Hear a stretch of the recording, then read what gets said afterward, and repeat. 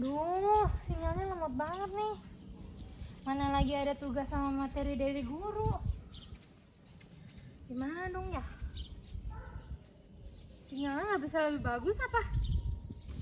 Tenang, ada Fresnel Zone Plate. Fresnel zone plate apaan? Nah, Fresnel Zone Plate itu kisi difraksi simetris melingkar yang terdiri dari beberapa cincin simetris radial. Yang itu tuh disebutnya zona. Nah, zona ini tuh terdiri dari dua, gelap dan terang. Nah, itu tuh mereka saling bergantian gitu. Nah, di bawah penerangan gelombang bidang, Fresnel Zone Plate bakal mengalihkan gelombang datang dan memfokuskan gelombang terdifraksi ke lokasi yang berbeda atau titik fokus yang berbeda. Nah, nanti kisi melingkarnya akan jadi seperti ini. Lalu tujuan dari percobaan ini untuk apa sih sebenarnya?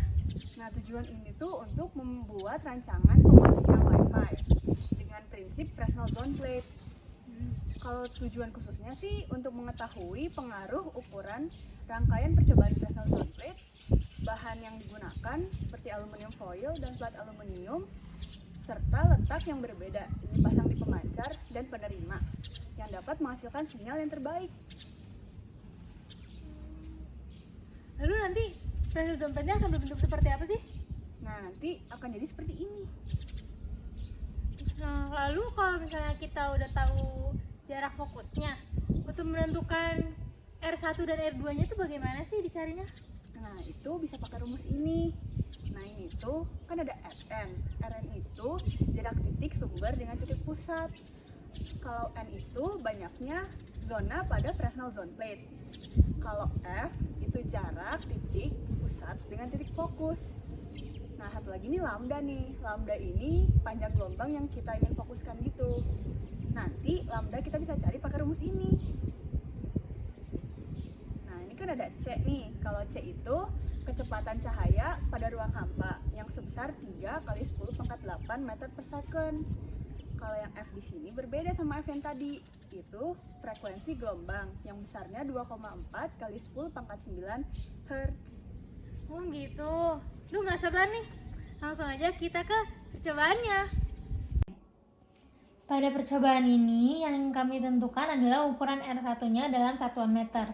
Tetapi sama saja kita tetap dapat menggunakan rumus ini untuk mendapatkan ukuran F dan ukuran R2-nya.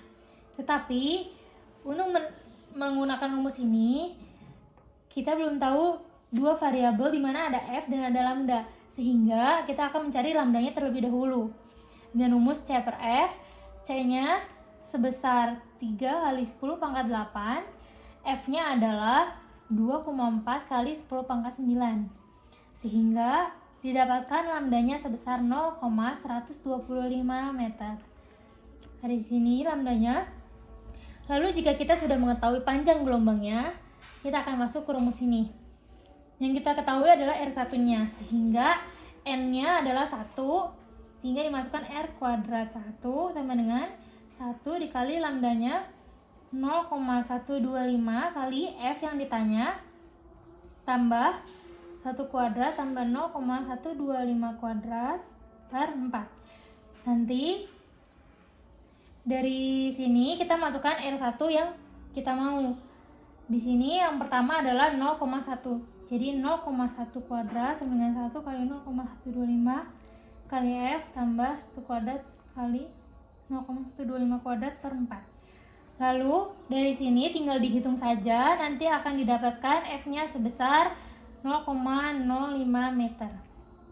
Jika kita sudah mengetahui jarak fokusnya, kita kembali ke rumus yang tadi untuk mendapatkan ukuran R2-nya. Dimana di sini kita belum tahu R2-nya berapa, sama dengan N-nya diganti 2 ya, karena ini dicarinya R2.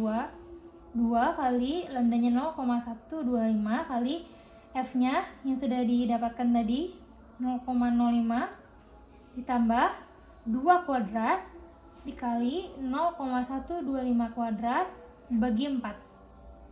Dari sini tinggal dihitung saja, lalu didapatkan nanti R2-nya sebesar 0,17 meter. Begitu seterusnya dengan ukuran yang diinginkan, dan akhirnya akan terdapat R1, R2, Dan jarak fokus yang kita gunakan menjadi seperti tabel berikut. Pertama, ukur dan gunting aluminium foil dan plat aluminium 0,2 mm berbentuk cincin dengan ukuran yang sudah didapat. Lalu, potong kardus yang menyesuaikan ukuran masing-masing aluminium foil dan plat aluminium.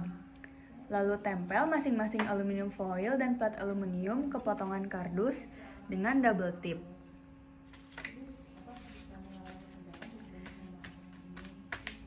Setelah itu, buat patokan dari kardus dengan lebar 0,0 mm dan panjang yang menyesuaikan jarak fokus signal booster, agar posisi signal booster dengan transmitter maupun receiver dapat sejajar dan jarak fokusnya tidak meleset.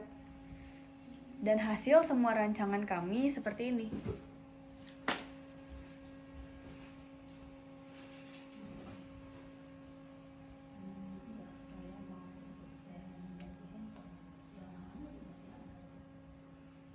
Perangkat yang digunakan sebagai pemancar sinyal atau transmitter adalah handphone Samsung 8 Plus, menggunakan hotspot WPA2 PSK dengan frekuensi 2,4 GHz. Sedangkan perangkat yang digunakan sebagai penerima sinyal atau receiver adalah handphone Huawei P10, menggunakan aplikasi Wi-Fi Signal Strength Meter, Network Monitor. Percobaan ini dilakukan di Kompleks Setra Duta La Grande, Bandung, karena di kompleks tersebut tidak terdapat banyak logam ataupun kendaraan yang dapat mempengaruhi percobaan.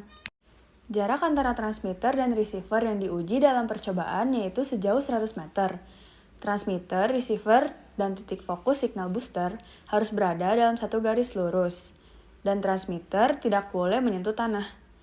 Pada percobaan ini dilakukan pada ketinggian 101 cm di atas permukaan tanah. Pengukuran tinggi pada transmitter diukur dengan meteran sepanjang 150 cm, sedangkan pada receiver diukur menggunakan penggaris kayu sepanjang 101 cm. Masing-masing alat diuji sebanyak 5 kali pada transmitter dan 5 kali pada receiver, dengan mengukur kuat sinyal yang dapat diterima receiver tanpa signal booster terlebih dahulu sebanyak 5 kali, agar dapat dibandingkan, sehingga total ada 105 percobaan.